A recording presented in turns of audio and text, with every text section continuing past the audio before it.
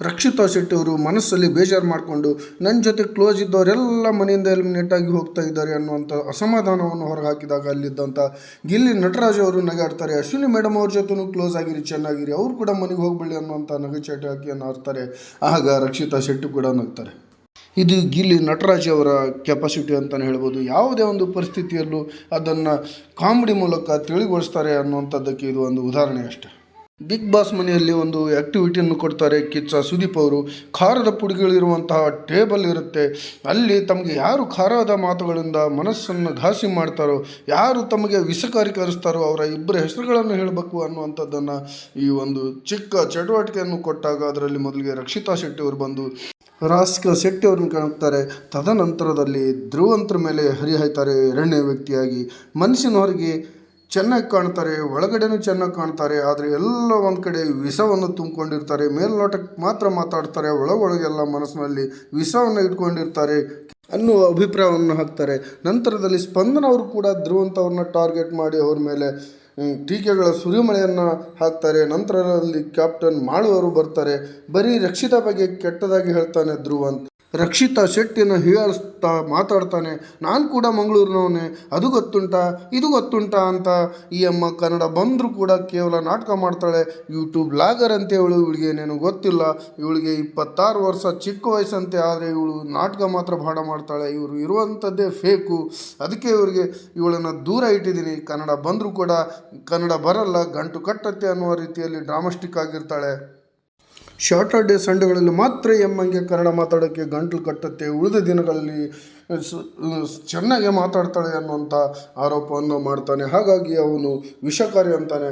ಅವರಿಗೆ ಖಾರ ತಿನ್ನಿಸ್ತಾರೆ. ಖಾರ ತಿನ್ನಿಸುವಂಥ ವ್ಯವಸ್ಥೆ ಅದರಲ್ಲಿರುತ್ತೆ.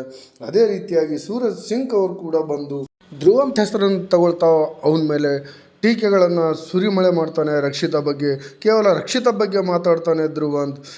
ಆ ಹುಡುಗಿ ಬಗ್ಗೆ ಆಗಲಿ ಬೇರೆಯವ್ರ ಬಗ್ಗೆ ಆಗಲಿ ಮಾತಾಡೋ ರೈಟ್ಸ್ ಈ ಧ್ರುವಂತ್ಗಿಲ್ಲ. ಅವಳ ಭಾಷೆ ಬಗ್ಗೆ, ಅವಳ ಯೂಟ್ಯೂಬ್ ಬಗ್ಗೆ ಮಾತಾಡ್ತಾನೆ. ಯಾರಿಗೆ ಆಗಲಿ ಕೇವಲವಾಗಿ ಮಾತಾಡಬಾರ್ದು ಅನ್ನುವಂಥ ಆರೋಪವನ್ನು ಅವನ ಮೇಲೆ ಮಾಡ್ತಾನೆ. ಗಿಲ್ಲಿ ನಟರಾಜ್ ಅವರು ಕೂಡ ಬಂದು ಧ್ರುವಂತ್ ಮೇಲೆ ಹರಿಹಾಯ್ತಾನೆ. ಈ ಅಪ್ಪ 5 ನಿಮಿಷಕ್ಕೊಮ್ಮೆ ವಿಷ ಕಾಯ್ತಾನೆ. ನಾನೊಬ್ಬನೇ ಬಿಗ್ ಬಾಸ್ ಮನೆಯಲ್ಲಿ ಕರೆಕ್ಟು, ಬೇರೆಯವರೆಲ್ಲ ಫುಟೇಜ್ಗಾಗಿ ಬಂದವ್ರೆ ಅನ್ನುವ ರೀತಿ ಮಾತಾಡ್ತಾನೆ. ನನ್ನ ಬಗ್ಗೆ ಗುಂಪುಗಾರಿಕೆ ಮಾಡ್ತಾನಂತಾನೆ, ಕಾಮಿಡಿ ಮಾಡ್ತಾನೆ ಅಂತಾನೆ. ನಾನು ಇರೋದೇ ಹಾಗೆ, ನಾನು ಗುಂಪುಗಾರಿಕೆ ಮಾಡ್ತಿಲ್ಲ, ಒಂಟಿಯಾಗಿ ನಾನು ಫೈಟ್ ಮಾಡ್ತೀನಿ ಅನ್ನುವಂಥ ಮಾತನ್ನು ಗಿಲ್ಲಿ ನಟರಾಜ್ ಅವರು ಧ್ರುವಂತ್ ಮೇಲೆ ಹರಿಹಾಯ್ತಾರೆ. ಬಡವರ ಥರ ಬನ್ನಿನ ಹಾಕ್ಕೊಂಡು ನಾಟಕ ಮಾಡ್ತಾ ಮೈಕೈ ಕೇರ್ಕೊಂಡು ತಿರುಗಾಡ್ತಾನೆ. ನನಗೆ ಬರೋಲ್ಲ ನಿನ್ನಂಗೆ, ಜನನೇ ಡಿಸೈಡ್ ಮಾಡಲಿ ಖಾರ ಯಾರು ವಿಷಕಾರಿ ಯಾರು ಅನ್ನುವಂಥ ಮಾತನ್ನು ಧ್ರುವಂತ್ ಹೇಳ್ತಾನೆ. ಅವಾಗ ಹೇಳ್ತಾನೆ, ಬಡವ ಮಾತ್ರ ಬನ್ನಿನ ಹಾಕ್ತಾನ, 100 ಕುರಿ ತಿಂದಿಲ್ಲ ಕಣಪ್ಪ, ಇನ್ನು ಶೆಡ್ ಹಾಕಿದ್ದೀನಿ, 100 ಕುರಿ ತರಬೇಕು ಅಂದಾಗ ಎಲ್ಲ ಮನೆಯಲ್ಲಿದ್ದರು ನಗೆಯಾಡ್ತಾರೆ. ಮುಂದುವರಿತಾ ಗಿಲ್ಲಿ ನಟರಾಜ್ ಅವರು ಧ್ರುವಂತ್ ಮೇಲೆ ಆರೋಪ ಮಾಡ್ತಾರೆ. 5ನೇ ವಾರ ಮಲ್ಲಮ್ಮ ಹೋಗ್ಬೇಕು ಅಂದ್ಕೊಂಡೆ, ಮಲ್ಲಮ್ಮ ಹೋದರು. 6ನೇ ವಾರ ಚಂದ್ರಣ್ಣ ಹೋಗ್ಬೇಕಂದೆ, ಚಂದ್ರಣ್ಣ ಹೋದು. ನೆಕ್ಸ್ಟ್ ವಾರ ಯಾರು ಹೋಗ್ಬೇಕಂತ ನೀನಂತೀವೋ ಅವರೇ ಹೋಗ್ತಾರೆ ಕಣಪ್ಪ, ಎಲ್ಲ ನಿಂದೆಲ್ಲ, ನೀನು ಅಂದ್ಕೊಂಡಂಗೆ ಇರ್ತಲ್ಲ ಬಿಗ್ ಬಾಸ್ ಅನ್ನುವಂಥ ಆರೋಪವನ್ನು ಧ್ರುವಂತ್ ಮೇಲೆ ಮಾಡ್ತಾನೆ. ಈ ರೀತಿಯಾಗಿ ಎಲ್ಲರೂ ಧ್ರುವಂತ್ ಮೇಲೆ ಮುಗಿಬಿದ್ದು ಅವನಿಗೆ ಹಸಿಮೆಣಸಿಕಾಯಿ ಖಾರವನ್ನು ತಿನ್ನಿಸಿ ಚಳಿ ಬಿಡಿಸ್ತಾರೆ ಅಂತಲೇ ಹೇಳ್ಬೋದು. ವಾರದ ಕ್ಯಾಪ್ಟನ್ ಮಾಳು ನಿಪ್ನಾಳ್ ಅವರ ಮುಂದಾಳತ್ವದಲ್ಲಿ ಈ ವಾರ ನಾಮಿನೇಷನ್ ಪ್ರಕ್ರಿಯೆ ಕೂಡ ಸ್ಟಾರ್ಟ್ ಆಗಿಬಿಟ್ಟಿದೆ. ಮಾಳು ನಿಪ್ನಾಳ್ ಅವರು ನಿರ್ದೇಶನ ಮಾಡಬೇಕು, ಯಾರು ನಾಮಿನೇಟ್ ಆಗಬೇಕು ಅನ್ನುವಂಥದ್ದನ್ನು ಅವರಿಗೆ ಅಧಿಕಾರ ಕೊಡಲಾಗಿರುತ್ತೆ. ಕಸ, ಗೊಬ್ಬರ ಹಾಗೂ ನಾನಾ ರೀತಿಯ 6 ವಸ್ತುಗಳನ್ನು ಅಲ್ಲಿ ಇಡಲಾಗಿರುತ್ತೆ.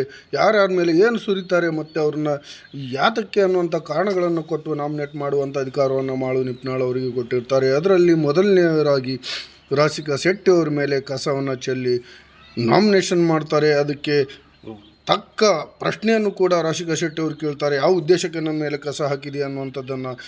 ಉಳಿದ ಸಂಪೂರ್ಣ ಮಾಹಿತಿಯನ್ನು ಇವತ್ತಿನ ಎಪಿಸೋಡ್ ಮುಗಿದ ಮೇಲೆ ಹಾಕ್ತೀನಿ ಅಂತ ಹೇಳ್ತಾ ಮಾಳು ನಿಪ್ನಾಳ್ ಅವರು ಧ್ರುವಂತ್ ಅವ್ರನ್ನೂ ಕೂಡ ನಾಮಿನೇಟ್ ಮಾಡ್ತಾರೆ, ಅವ್ರ ಮೇಲೆ ಸಗಣಿಯ ನೀರನ್ನು ಹಾಕಿ.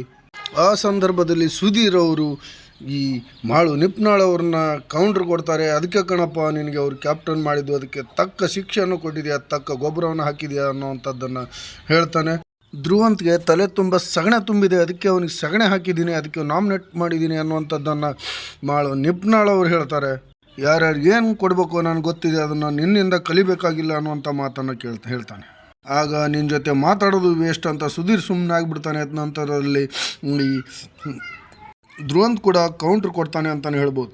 ಹೀಗೆ ಮನೆಯಲ್ಲಿರುವಂಥ ಸುಮಾರು 6 ಜನ ಸದಸ್ಯರು ನಾಮಿನೇಟ್ ಆಗಿದ್ದಾರೆ ಅನ್ನೋಂಥ ಮಾಹಿತಿ ಗೊತ್ತಾಗ್ತಾ ಇದೆ.